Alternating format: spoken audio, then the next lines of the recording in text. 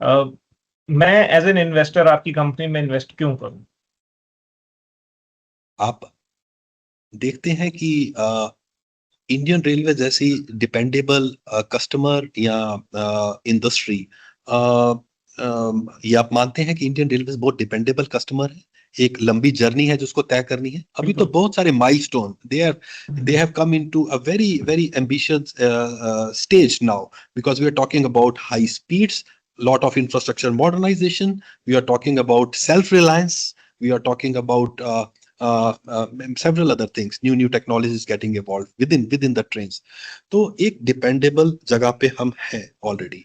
जब आप एक कोर उसका रेलवेज का पार्ट बन जाते हैं, सो देन रेलवेज एक बहुत कोलैबोरेटिव अप्रोच से चलती है। दे अगर उनको माइग्रेट करना है इस सिस्टम से एक दूसरे एडवांस सिस्टम में, एक टेक्नोलॉजी से दूसरे में, they will hand hold you, they will not disturb their supply ecosystem. मेरे को लगता है शायद ये रेलवेज में ग्लोबली ही पैटर्न है। अगर आप चाइना में देखेंगे वहां पे भी बहुत कोलैबोरेटिव अप्रोच होती है, जापान में भी बहुत कोलैबोरेटिव, अपने सप्लायर्स को साथ ही लेके चलते हैं ऊपर। हुँ, हुँ। यूरोपियन यूनियन में भी पूरे यूनियन का ही इस तरह से स्ट्रक्चर है। इसी तरह से इंडियन रेलवेज भी बहुत हैंड होल्ड करके ऊपर लेके जाती है। तो इसीलिए हमारे को ये बहुत लॉन्ग टर्म जर्नी लगी, डिपेंडेबल जर्नी लगी। That is number one. So जब जब ये डिपेंडेबल जर्नी है और हमारे पास आज ऑर्डर बुक है, मैं एक बार के लिए मान लेता हूँ कि चलिए 3 महीने हमारे ऑर्डर बुक हम उस स्टेज में सप्लाईज नहीं कर पाए, 6 महीने नहीं कर पाए, तो उसके बाद स्केल अप करके तो करेंगे। और जब स्केल अप करके मान लीजिए एक बार के लिए अगर अगला कमिंग फाइनेंशियल ईयर हमने अपना ऑर्डर बुक कर दिया, तो where will the company stand in terms of revenue, and will there be end of it? We have already started our second product, research development start हो गया है।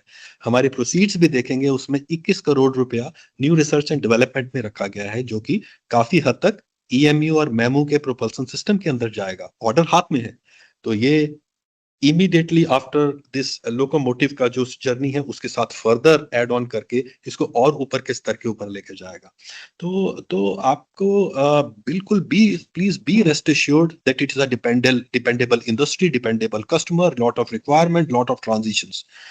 जब भी आप एक ऐसे इंडियन रेलवेज या कोई भी railways fortunately is not saturated business, it requires advancement time and again, और एडवांसमेंट होती रहती है उसके हुँ, अंदर। हुँ।